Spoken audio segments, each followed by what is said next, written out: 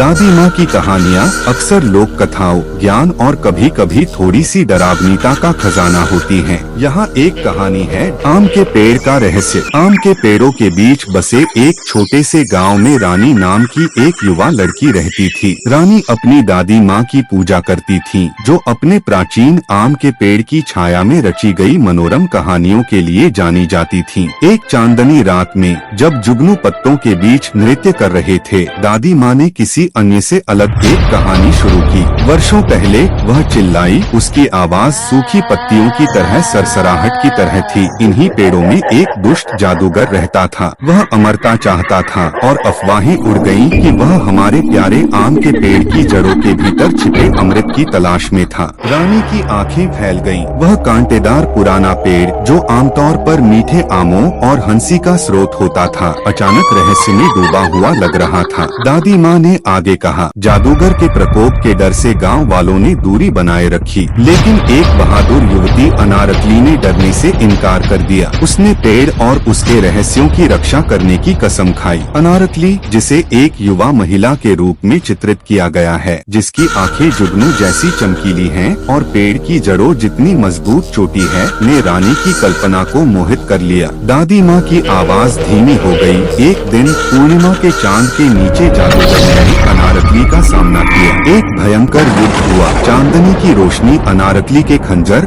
और जादूगर की काली छड़ी से चमक रही थी। संख्या कम होने के बावजूद अनारकली का साहस और अधिक चमक रहा था। रानी ने उस दृश्य का चित्रण किया। प्रत्येक शब्द के साथ उसका दिल धड़क रहा था। अंत में दादी माँ ने निष्कर्ष निकाला, उनकी आंखें पानी पर चांदनी की तरह चमक रही थीं। अनारकली की जीत हुई। जादूगर गायब हो गया और आम का पेड़ बच गया। लेकिन कुछ लोग कहते हैं, चांदनी रातों में आप अभी भी अनारकली की हंसी की गूंज सुन सकते हैं। पत्ते, एक अनुस्मारक की सबसे छोटी लौ भी सबसे बड़े अंधेरे को जीत सकती है। रानी कांप उठी। भय और प्रसन्नता का मिश्रण उसकी रीढ़ में झुरझुरी महसूस कर रहा था। उसने पुराने आम के पेड़ को देखा, जो अब केवल फल का स्रोत नहीं था, बल्कि साहस और अच्छाई की स्थायी शक्ति का प्रतीक था। कहानी बहादुरी और बुराई पर अच्छाई की जीत का जश्न मनाते हुए एक उम्मीद भरे नोट पर समाप्त होती है। यह रोमांचकारी होने के साथ साथ काफी डरावना है,